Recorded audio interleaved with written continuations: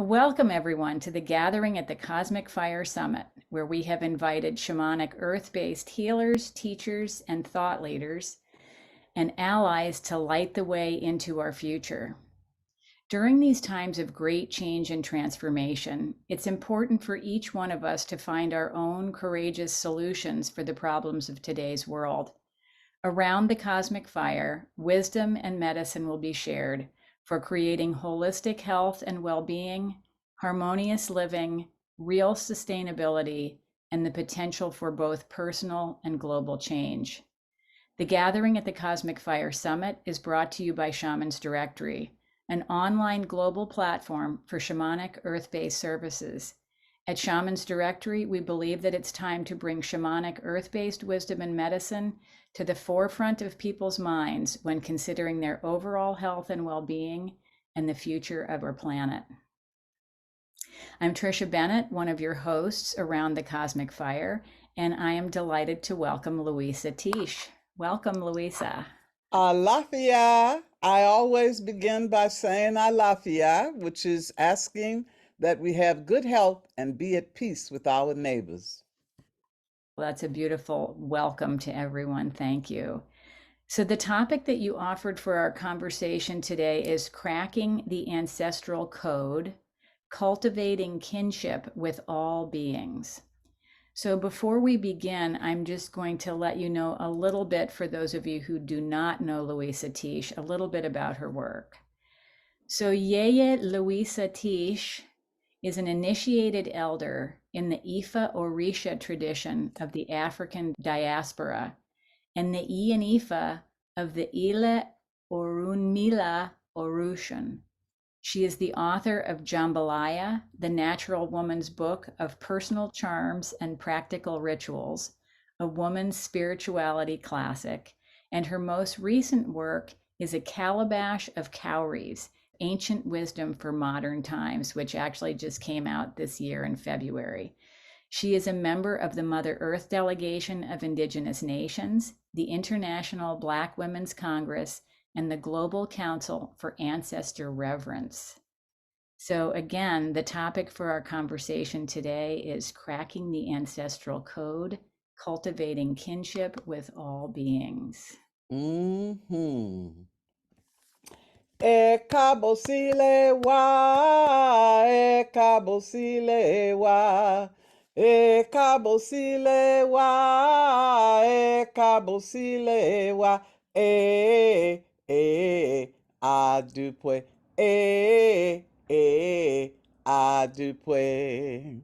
This is a chant that we do when we are inviting people to enter the ritual circle. You see, you may be about your business doing your daily mundane task, right?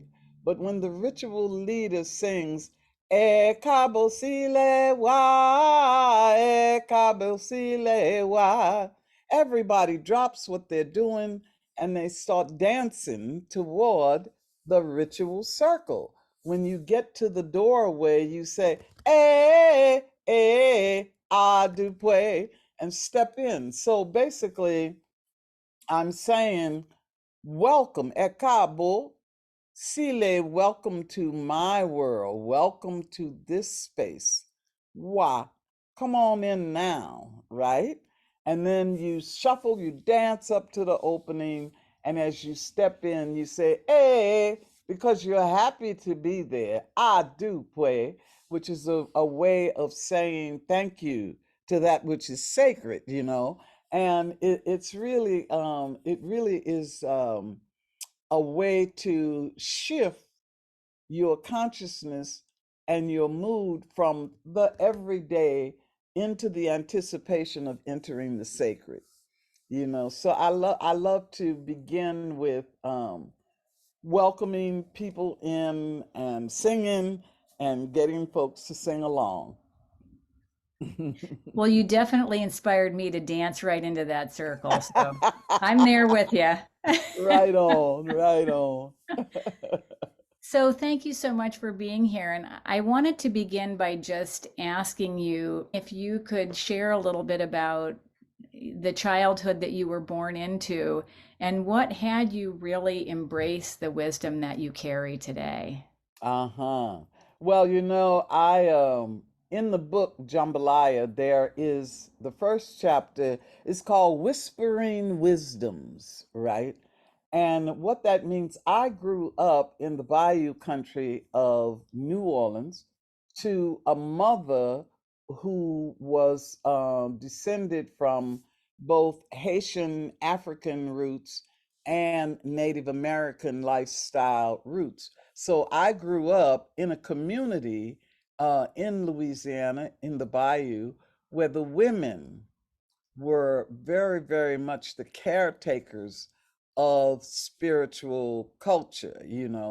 We had traditions that I didn't realize until I was, a teenager, that they were rooted in African culture. So, for example, first of all, in that culture, you don't question your elders, You don't question your elders. There's all kinds of things going on around you, and you don't question directly. So, what this did, this made me a consummate eavesdropper, right?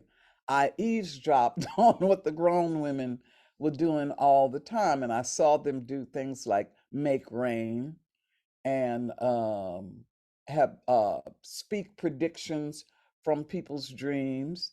There were lots of rituals around the birth of a child, the moving in of a house, and they were talking to nature and to spirits all the time. And every time I would dare to ask one of my elders, why do you do this? They would say, because that's what the old folks say. And so one day I kept asking, I kept asking, I kept asking. And one day I went and I asked Mama Ludi a question. She was about 103 years old. And her answer was, because that's what the old folks say. And it began to dawn on me that the old folks were quite something else beyond the oldest woman.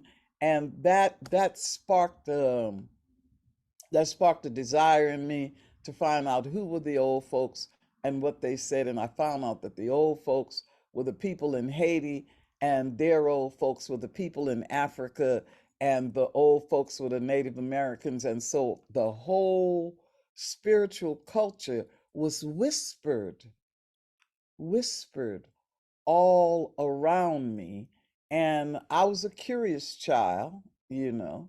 So I listened and I remembered, and I went on what we now call spiritual quests, where you're trying to understand what is going on. Now, the wonderful thing about there's a cooperation between the ancestors, right? And your what they would call your subconscious mind, in that the more you concentrate on a desire, the more things happen that lead you to the fulfillment of that desire. Okay. And in my case, it was dance. It was dance. So I became a dancer and found myself at the dance school, Catherine Dunham, who was the first person, with no disrespect to Pearl Primus, who went into Africa and into South America and the Caribbean and studied the indigenous dances and brought them to the stage. So once I was blessed to get a position as a teacher trainee at the Performing Arts Training Center, suddenly I was living with people from Africa and Haiti and India and all over the place, and we were all dancing. And dance is one of the ways that spirit is awakened in us. Okay, so I danced my way into the tradition. I love that. Yeah, it was wonderful. It was It's really wonderful. beautiful. And dance doesn't need a language.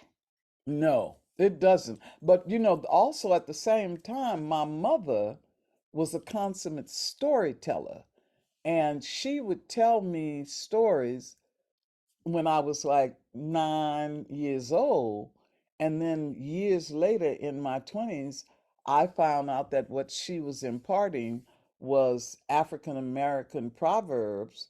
And when I traced them, they went right back to Africa, you know. So I credit my mother with having planted seeds in me that have blossomed into a forest.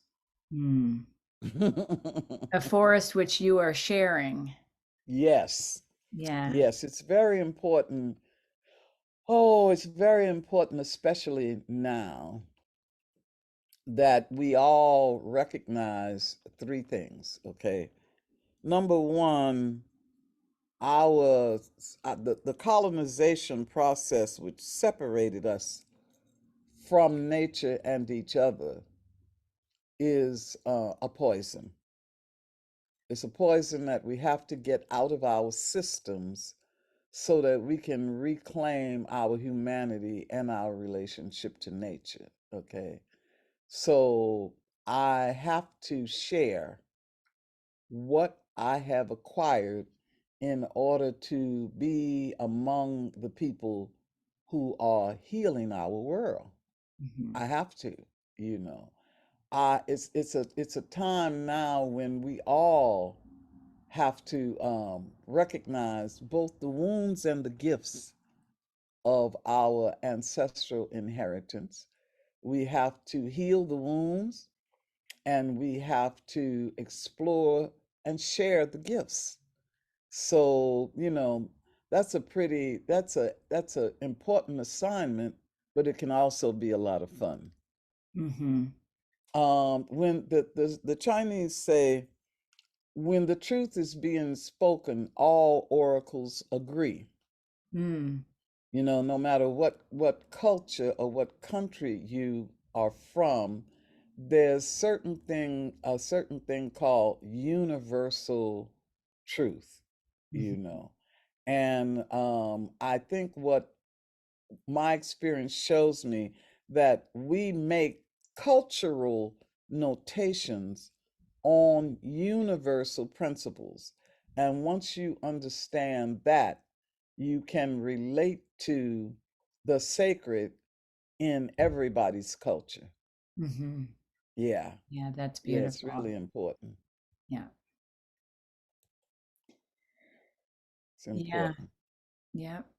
So, can you, this is a good segue into the ancestral code. Will you explain that to us? Yes, I'm happy to say that, I'm in a tradition where we recognize that those who go before us make us what we are. And we often say if we stand tall, it's because we stand on the shoulders of many, many ancestors. Now, there's problems with that in that our history as human beings is full of wonderful things and terrible things. We have created amazing things but some of them are almost destroying the earth. We have interacted with each other, but at different times there has been oppression and exploitation and suffering. And so a lot of people are walking around with ancestral wounds that have to be healed and with ancestral gifts that are unrecognized. Now, we're always contemplating that. We're always looking, who am I related to? What is my culture? What was the spirituality of my people, etc. And an amazing thing happened one day. I want to credit Iya Omialadora, who is an ancestor now. She was a priestess of the ocean goddess, and I had not heard from her in 7 years. I was moving around, and one day my phone rang.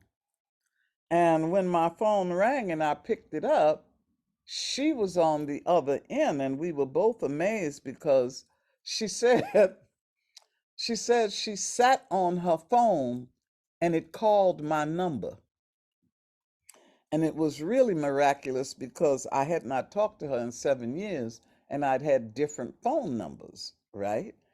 And she said to me, she said, well, I have to tell you, I thought about you when I was at my altar, and the goddess of the ocean told me that you are the person who can crack the ancestral code. And, I thought, okay, here go my elders giving me another assignment when I don't know what she's talking about, right? She said, Yemaya said, you are the one who can crack the ancestral code. And I must have thought about it and contemplated it for 5 or 6 years. And then one day, the formula presented itself. And the formula is three-pronged. First of all, it is remembrance. We have to remember who our ancestors have been. So many of us live only on the past 2 generations. We know our mother, we know our grandparents. We have to dig deeper and go further back to understand what kind of spiritual energies are coming forward to us, right? We have to take a look at that. Then the second thing is um, reverence. We really, really, really need to revere the long line of experiences and the energy that has been passed to us. We need to remember it. We need to respectfully examine it. We need to identify what is a wound, and we especially need to celebrate what is a blessing. And from this, the third aura is resilience. By looking at this long ancestral line and doing the rituals and working through the wounding and celebrating the gifts, this gives us the resilience we need to face these times. Coming through COVID, looking at mass shootings, the environmental devastation, the increase in depression, all these things that are happening can wear a person down if you don't understand that you come from a long line of people who have survived the wounding and who have passed gifts forward to you. You can collapse under the weight of today's world. But when you have this tool, when you have remembrance, reverence, that leads to the kind of resilience that you need to take on the responsibility of being the transformer who sends the best into the future.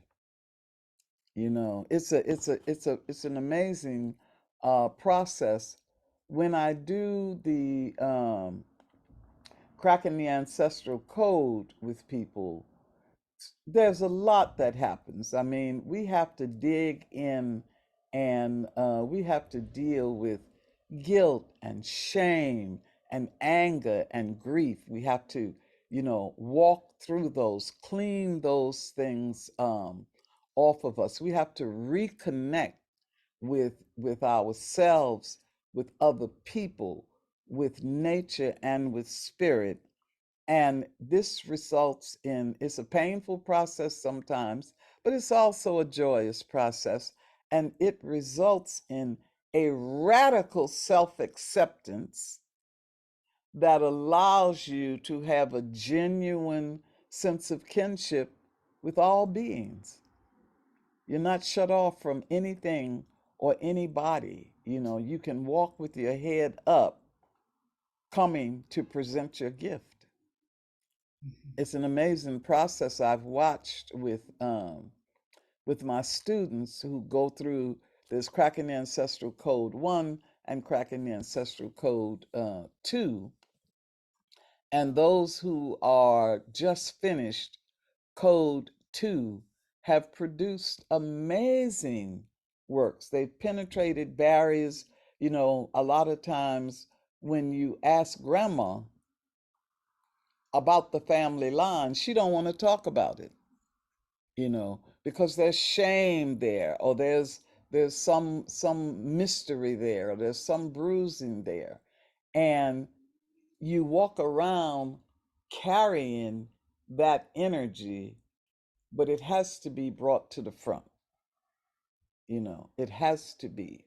I think that cracking the ancestral code reconnects us to our humanity, because we get to see that everybody has both a wound and a gift. Mm. Yeah, Yeah. And I loved what you said, and I could not agree more that in order to really manifest the gifts, we have to heal the wounds we have to. because we're so stuck in the wounds Oh, that the gifts don't get to surface. oh, I You're just know. shoved down underneath a pile of garbage. Yeah, yeah, And it's not that the feelings of the wounds aren't real, and it's not that the wounds aren't real. they are. It's that we can't continue to use those things as an excuse. Right. Yeah, we can't. We can't. I tell my students, if you cut yourself and you bleed, a scab develops, in order to limit the pain and to begin the healing process. But if you look at that scab and you see inflammation under it, you know, you've got to take the scab off. You've got to wash it, you've got to put salve on it. You've got to take care of it, right? It may leave a discoloration or scar, but that is something that you can point to and tell the story of your healing. Mhm. You can tell the story of your healing. And amazing, absolutely amazing stories are coming out. So it sounds like a storytelling class, but digging into and uncovering our ancestral stories, those who come before us make us what we are. I also charge my students with the responsibility of recognizing that we are the ancestors of the future. Indeed, we are. Indeed, we are. That's right. And what we do matters for 7 generations. Yeah. And once you think about that, then you realize that there is no such thing as a meaningless act. Mhm. Everything that we do has significance, and that causes us to really think about and feel about and relate. Now, when we opened, we talked about my family, my spiritual family is Ile Orunmila Oshun, and the best translation of it is the house of destiny and love. Orunmila is the owner of the oracle, who holds all of the ancestral wisdom, and love, my goddess Oshun, is the goddess of love. The word Ile means us, house, and earth. So we don't think of the earth as a rock that we're existing on by accident. We think of the earth as a house that we live in, as a family who've come together for spiritual growth. Now, as soon as you think of the earth as your house, you're gonna go clean up the mess on the shore. You're not gonna mess up your house. You're not going to pollute your own nest. You're going to clean up. So when we go down to the ocean to sing and dance and do a ritual for Yemaya, we also clean up the trash. Mhm. We also do that. We also feed some hungry children. you know there's actions that are taken that are spiritually inspired. you know we really, really have to take a look at the relationship between spirit and everyday life. We have to, otherwise we stagnate and there's no tomorrow. Mhm. you And know that connection to everything that you mentioned, and if the earth is your house, you're not going to mess it up. Well, if the earth is your family, you're not going to mess it up either. that's right. That's right.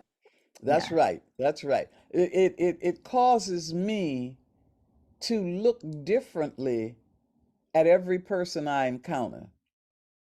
You know what I'm saying? If you look for kindred spirits, if you look for that which we have in common, if you look for, I have to admit, I'm addicted to beauty. Okay, I really am. I I'm couldn't sitting. tell.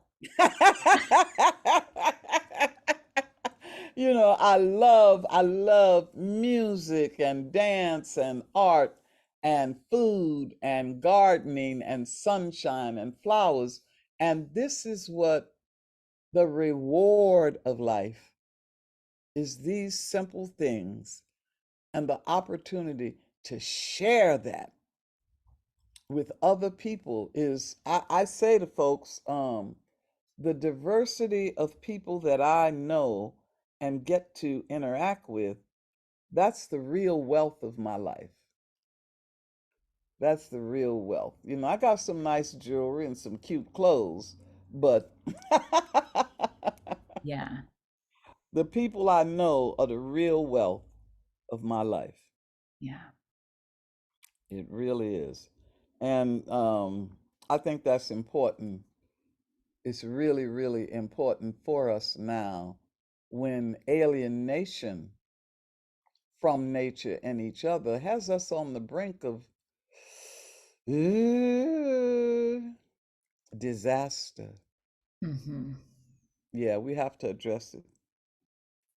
So, one of the questions that you gave me is, how does one connect with the spirit of the ancestors? Uh-huh. Let me tell you something. You Please do. see this? This is a candle and a glass of water. A candle and a glass of water. And it's sitting on a piece of white cloth. And it begins as simply as sitting down with a candle and a glass of water and making sure that the light of the candle reflects in the water, right? We sit down, we breathe deeply, we shut down that mind that's always what I call the monkey mind. It's always talking to you. Blah, blah, blah, blah, blah, blah, blah. No, no, no, no, no, no. I have a visualization that people do where I take you back in time, back in time, back in time, through your ancestral line. And I ask that those who are willing to help you stand up in this visualization and pass their energy forward to you so that you can see what you have inherited, you know. And if you start the practice of just sitting with a candle and a glass of water and asking, Ancestor, who are you? What did you feel? What do you know? And what have you for me? And allow yourself to gaze in the water, in the glass, and without harsh judgment, pay attention to what shows up in the glass. You begin to get images and words and sensations that lead you on to the ancestral journey. You have to learn to listen to their still small voice. You have to pay attention to what happens as you do this practice, like the kinds of experiences that people have. They start water gazing with the ancestors and walk through a bookstore, and a book falls on their head and falls on the floor in exactly the page that they need to see, right? Or grandma who never wanted to talk before says, let me tell you something. You know what I'm saying? Dreams start to take you into other dimensions, and the feeling of never being alone, the ability to lay back and say, uh, I need healing. Who will come forth to heal me? Eventually, you learn how to call upon guides, warriors, protectors, healers, and it awakens that dormant ability in you. I often talk to people about the freeze dried coffee, right? You ever seen instant coffee? It's freeze dried coffee flakes. And it looks dead and uninteresting until you pour some hot water on it. And then it bursts into coffee, and you have this aroma and you have this smell. Well, most of us are walking around with freeze dried soul. Yeah. And you just need a little bit of hot water. You just need a little bit of hot water to wake up that ancestral potential. I love Yeah. that. Yeah. Mm-hmm. It's so simple, you Yeah. know. Yeah. It's so simple. It can become uh elaborate. Um, every year, so people keep your eyes open for next year. Every year, we do a thing called Ancestral Souls Rising. And what happens there is we go around the globe from East Africa to West Africa to the Mediterranean to the Caribbean, Brazil, to North and South America, and North, South, and Central America, and we share on video the different ways that different people salute their ancestors, right?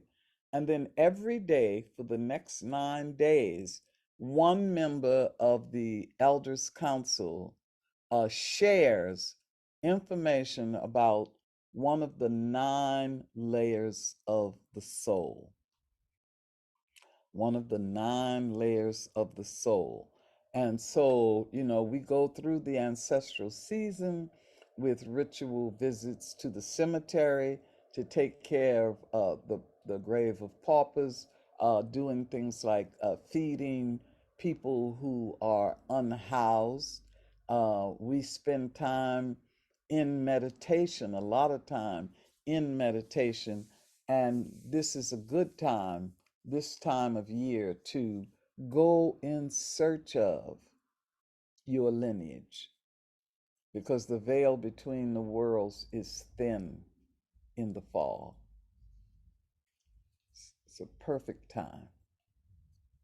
So when you say we go around the world, who is we and how can we find that next year? Uh-huh. We is a council, the Council for Ancestor Reverence.